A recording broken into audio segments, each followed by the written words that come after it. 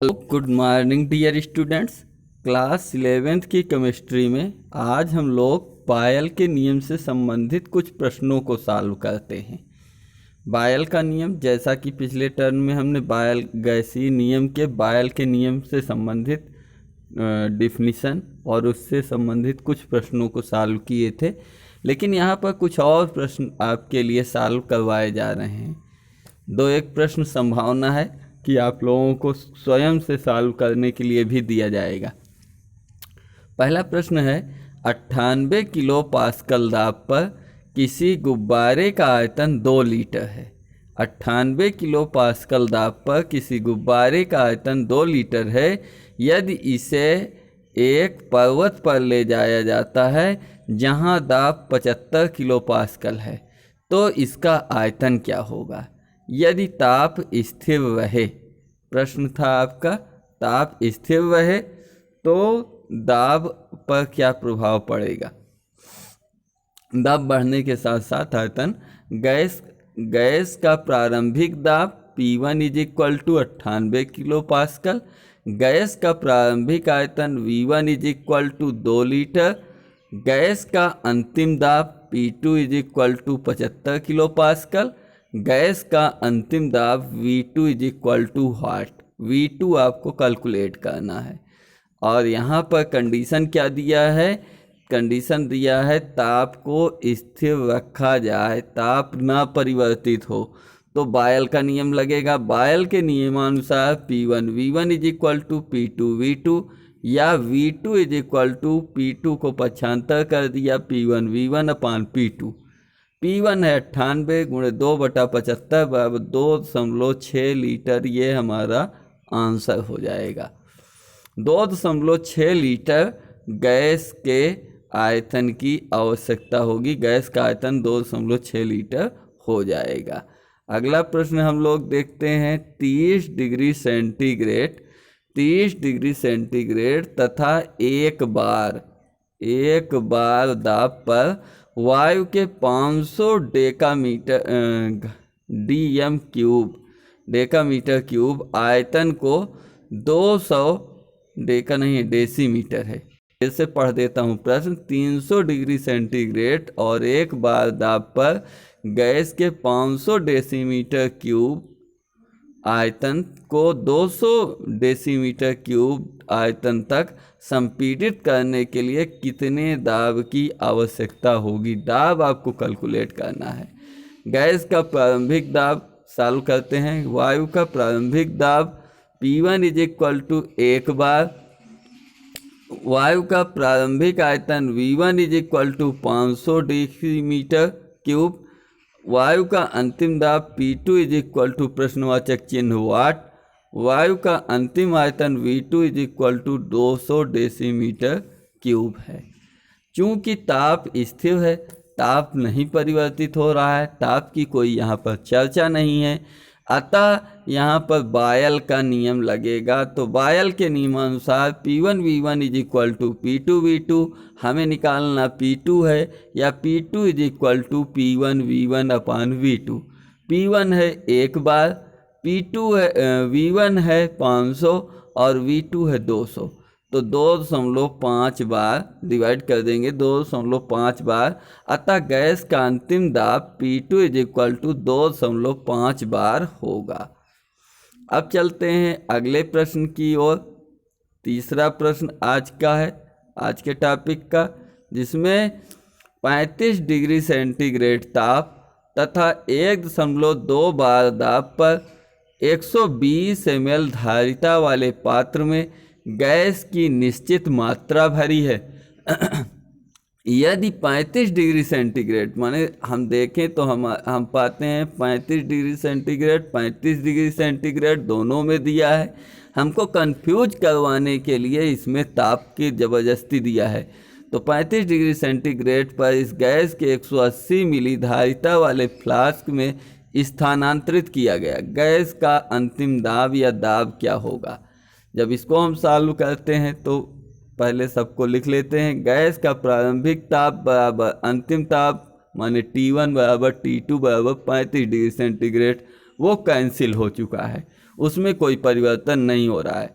Gas का प्रारंभिक दाब P1 is equal to 1.2 bar, gas का प्रारंभिक आयतन V1 is equal to 120 ml, gas का अंतिम आयतन V2 is equal to 180 ml, gas का अंतिम आयतन P2 हमें कैलकुलेट करना है।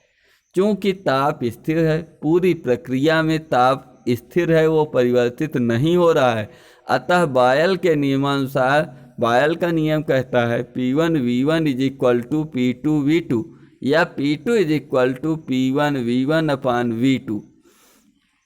तो हम यहाँ पर क्या पाते हैं कि P1 हमारा दिया है 1.2 बार और V1 दिया है 120 ml अपान V2 180 से डिवाइड कर दिया। तो यहाँ पर जो काटा गया है वो आपको अस्पष्ट न हो जाए, इसलिए यहाँ पर फिर से लिख दिया गया P2 इज इक्वल टू 1.2 गुणे 120 बटा 180। हम 60 से डिवाइड करते हैं, 60 दूना 120, 60 तिरिक 180। 1.2 गुणे 2 बटा 3 माने 1.2 दूना 2.4 बटा 3 बराबर 0.8 बार आएगा। अतः गैस का अंतिम दाब P2 इज इक्वल टू 0.8 बार होगा। अब चलते हैं, देखते हैं अगला प्रश्न। 700 मिली दाब पर, शायद संभवतः यह प्रश्न आपको स्वयं सॉल्व करना हो। 700 मिली दाब पर किसी गैस का आयतन 500 मिलीलीटर है। किस दाब पर, दाब आपको कैलकुलेट करना है, आयतन 125 मिली हो जाएगा यदि ताप, गैस का ताप स्थिर है। देखते हैं ये प्रश्न सॉल्व किया गया है या नहीं। तो ये प्रश्न आपको स्वतः सॉल्व करना था। ये 700 मिलीलीटर दाब पर ये प्रश्न आपको स्वतः सॉल्व करना था। इसके बाद सॉल्व करने के लिए एक आध प्रश्न आपको और दिए जा रहे हैं।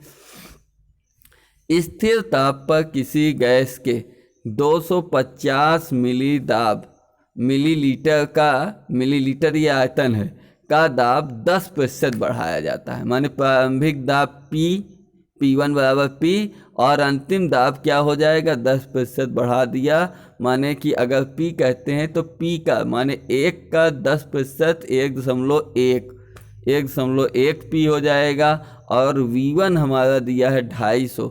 तो इस गैस का अंतिम आयतन V2 आपको कैलकुलेट करना है। संकेत में आपको मैं यही बताऊंगा कि P1 is equal to P हो जाएगा, P2 is equal to 1.1 P हो जाएगा और V1 is equal to 250 ml हो जाएगा। V2 आपको कैलकुलेट करना है, बॉयल के नियम के अनुसार करिएगा। अगला प्रश्न देखते हैं। 15 डिग्री सेंटीग्रेड पर गैस का आयतन 360 मिलीलीटर तथा दाब 45 वायुमंडल था है। कोई गैस है, उसका 15 डिग्री सेंटीग्रेड पर आयतन 360 मिलीलीटर तथा दाब उसका 45 वायुमंडल है। तो 15 डिग्री सेंटीग्रेड पर ही ध्यान देने वाली बात कि दोनों में 15 डिग्री सेंटीग्रेड माने ताप स्थिर है और किस दाब पर, दाब क्या है आपको कैलकुलेट करना है, आयतन 400 मिली हो जाएगा। तो इस प्रश्न में सबसे पहले मानों को हम छांट लेते हैं। इसमें कौन कौन से मान दिए हैं, तो इसमें दिया है गैस का प्रारंभिक ताप, गैस का प्रारंभिक ताप T1 is equal to 15 degree centigrade, gas का प्रारंभिक आयतन V1 is equal to 360 millilitre, gas का प्रारंभिक दाब P1 इज इक्वल टू 45 वायुमंडल, गैस का अंतिम ताप P2 is equal to 15 degree centigrade, gas का अंतिम ताप, अंतिम आयतन बराबर 400 मिलीलीटर और अंतिम दाब P2 आपको कैलकुलेट करना है इज इक्वल टू व्हाट। चूँकि ताप स्थिर है, जब हम सॉल्व करने लगे तो देखते क्या है, ताप स्थिर है, T1 बराबर T2 बराबर 15 डिग्री सेंटीग्रेड। अतः बॉयल के नियमानुसार P1 is equal to P1 V1 is equal to P2 V2। अब निकालना P2 है, V2 को ला के यहाँ बटे कर दिया, P1 V1 अपान V2, 45 गुणे 360 बटे 400।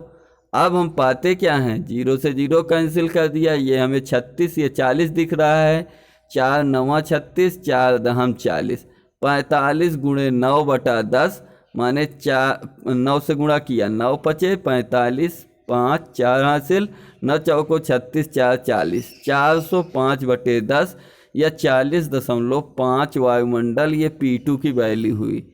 अतः गैस का अंतिम दाब P2 = 40.50 या 50 वायुमंडल होगा। इसके साथ ही बायल के नियम से संबंधित ये प्रश्नों की श्रृंखला हमारी समाप्त हुई। मिलते हैं अगले नए टर्न पर चार्ल्स के नियम के साथ। तब तक के लिए जय हिंद, वंदे मातरम।